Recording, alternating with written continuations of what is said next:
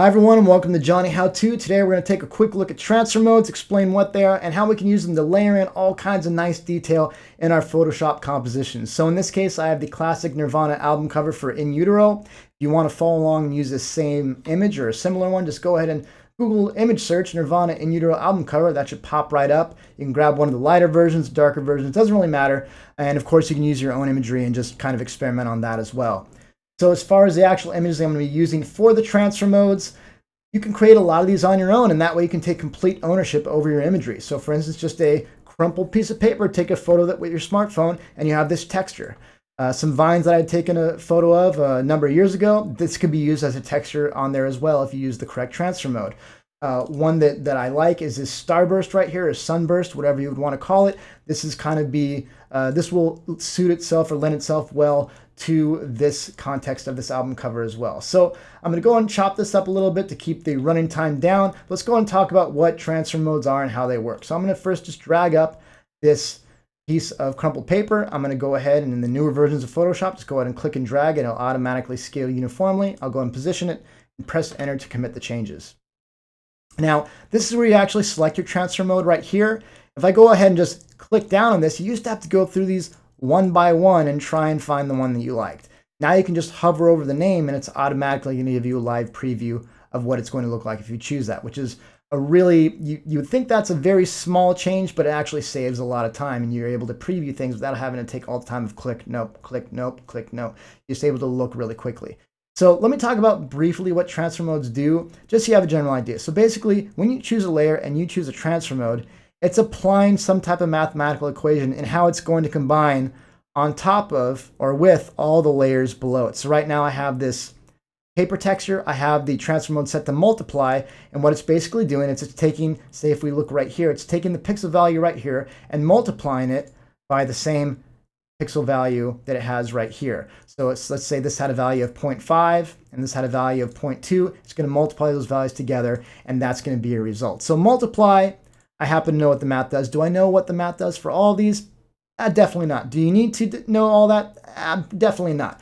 Especially now in the newer version of Photoshop, you can just kind of scroll over and get a live idea of what's going to happen and you can choose those appropriately. So typically I would reach for multiply for this, but I kind of like how linear burn looks on this, so I'm going to go and choose that.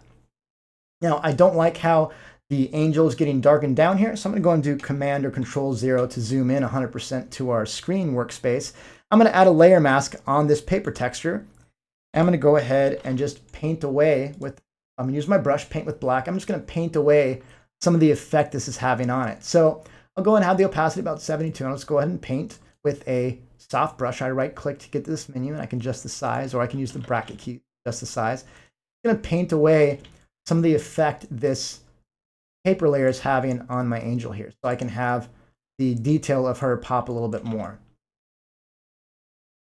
I can just go ahead and go through and continue to kind of not delete, but just hide the effect of this on certain parts of the image. I think this is look okay. I might not want to delete it all the way, but just kind of diminish it a little bit. And I think that's looking okay. There's certainly some areas I can go through and refine. But if I go ahead on my image mask, if I hold down Alt or Option, and I left click on the mask itself, which I'll get up, there we go. So Alt left click or Command left click on this, or Option left click, I can see I've just painted with shades of gray on this in order to hide the effect on certain areas. If I hold down Shift and left click, you can see I've just kind of diminished the effect that paper texture is having on there. It's still affecting a little bit, but just not all that much. So she's still popping against the background.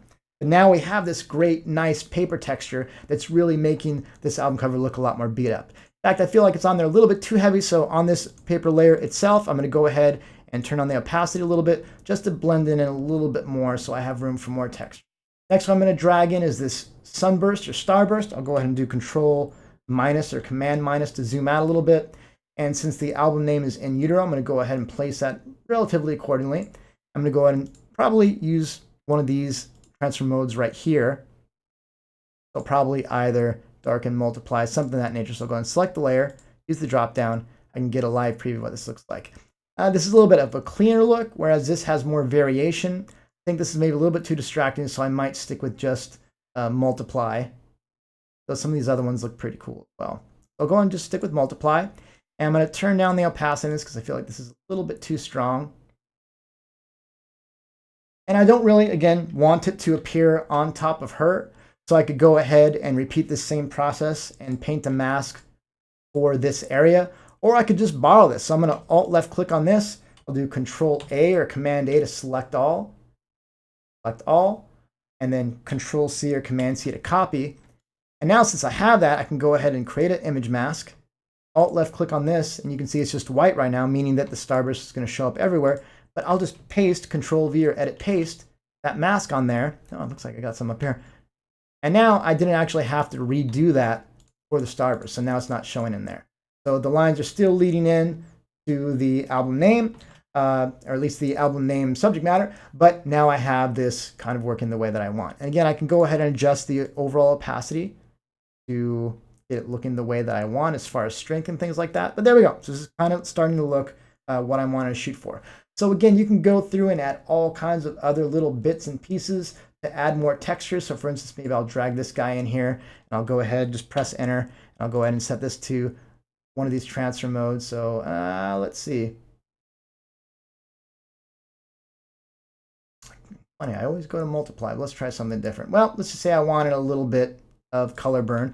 I'll go ahead and Command T for free transform, or I could go edit free transform. I'm going to scale this up. I'm just going to use this left side just a little bit down here, just to frame it up a little bit. And again, maybe I'll turn down the opacity of this. That's basically the general idea, is you're able to go through, you're able to add a layer on top, choose a transfer mode, and then go ahead and tweak it from there. And of course, I would want to go through and name these layers. So I'll just call this framing. I'll call this one Sunburst. I'll call this paper text. And there we go. So that's kind of a basic introduction to transfer modes. Really, really powerful, and especially with the newer versions of Photoshop where you can just click and drag, or just click and hover over things and see what their effect is going to look like. You really can get some great results with minimal efforts.